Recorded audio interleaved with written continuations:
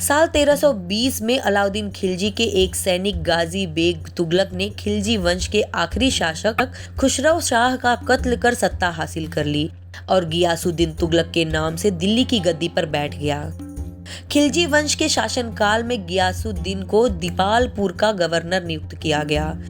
अलाउद्दीन खिलजी के काल में उसने मुल्तान, उच्छ तथा सिंध को चगतई खान के आक्रमणों से सुरक्षा प्रदान की।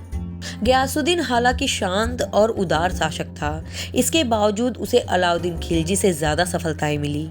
अलाउद्दीन खिलजी ने कई राज्यों पर आक्रमण कर उसे जीता जरूर था, लेकिन उन्हें स्वतंत्र छोड़ दिया था, जबकि गियासुद्दीन उन राज्यों को अपने अधीन कर अपने साम्राज्य में मिला लिया। इस तरह गियासुद्दीन का साम्राज्य अलाउद्दीन की तुलना में ज्यादा बड़ा था। गियासुद्दीन की तलवार की धाक चारों तरफ जम चुकी थी और उसे कोई भी चुनौती देने को तैयार नहीं था। ऐसे समय में जो चुनौती उसके सामने उभर कर आई, उससे गियासुद्दीन अवाक रह गया था। ये चुनौती थी खुद उसके अपने ही बेटे उलुग खान की। उलुग खान पिता की जगह खुद सुल्तान बनना चाहता था, इसलिए उसने अपने बाप के खिलाफ विद्रोह कर दिया। उलुग को सबक सिखाने के लिए सुल्तान राजधानी तुगलकाबाद की ओर बढ़ा। उलुग खान ने राजधानी से थोड़ी दूर अफगानपुर में एक लकड़ी का महल बनवाया था, जिसकी खासियत ये थी कि अगर कोई हाथी इस महल के एक विशेष स्थान पर धक्का मारे तो ही ये महल गिर सकता था।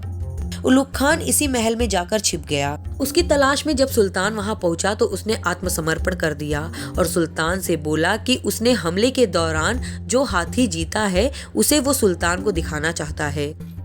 सुल्तान अपने बेटे के बहकावे में आ गया। जैसे ही हाथियों का झुंड बाहर निकला, उलुग खान ने उसे उस खास जगह की तरफ मोड़ दिया। हाथी धक्का मारते हुए आगे बढ़ने लगा और लकड़ी का महल भरभरा कर गिर गया, जिसके नीचे दबकर गियासुद्दीन तुगलक की मौत हो गई। इस तरह हिंदुस्तान का एक और बादशाह अपने ही बेटे की चालाकियों का शिकार हो गया।